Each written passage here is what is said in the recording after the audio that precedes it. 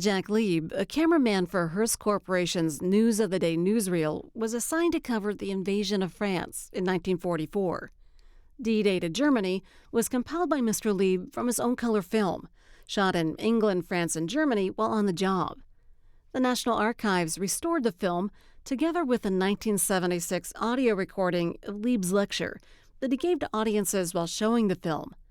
It was his last lecture before he passed away. The film and audio were donated to the National Archives in 1984 by Warren Lieb, Jack's son. And soon we were down at the docks, and there we found units of the 101st Airborne Division carrying everything they could carry by hand, boarding landing craft that were so heavily laden they had to be pushed off the docks by trucks, as you see in this manner. And these men were being taken out to larger craft and boarded for the invasion. And these are units of the 101st Airborne Division aboard our landing craft, amusing themselves, and I don't have to tell you who this man is imitating. He was a Notre Dame football player at one time, and I was told later on that he was killed in the action. Of course, every ship had a mascot, and ours was no different, but the boys provided for their mascot's welfare with the making of a life preserver, just like the ones that they wore themselves.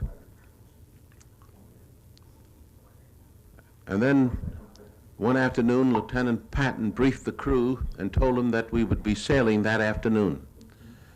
And they let out a cheer because this is the job they were waiting for. They wanted to get it done and go home. And here we see the LCI number 4 with the commander moving out into the channel. And this was a tremendous sight to see ships from one end of the horizon to the other. Ships of all kinds. They tell me there was well over 1,000 ships. But even so, we thought this was just another exercise. As we continued on, we felt that we'd be turned around, go back and try again another day. But when we continued on into the night, we knew it was the real thing. At one time, we had a bit of a scare. They said there was a submarine in the area, and one of the DE boats threw some bombs into the channel. And they exploded, but we never saw any attack at all.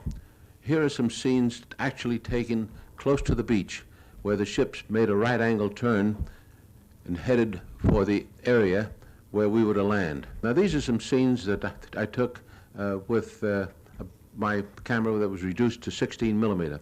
This particular scene of these men going ashore was taken by an automatic camera aboard a British landing craft, and they were the first men to land. The reason it was taken by an automatic camera was because they wanted to have a record of what happened should the landing fail.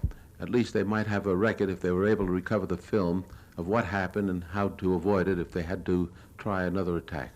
But here are some scenes landing on the Utah beach, and this is the way we went ashore.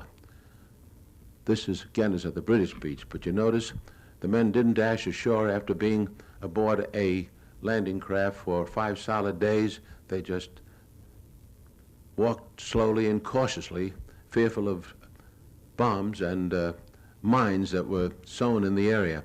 You notice they had their rifles wrapped in cellophane.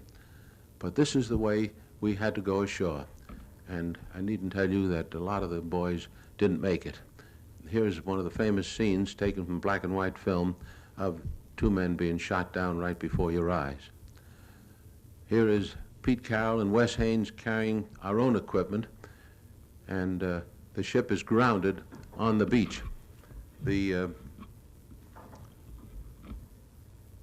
section of the beach we were on was being attacked by enemy fire, and in the previous shot you could see a bomb actually land not too far from where we were.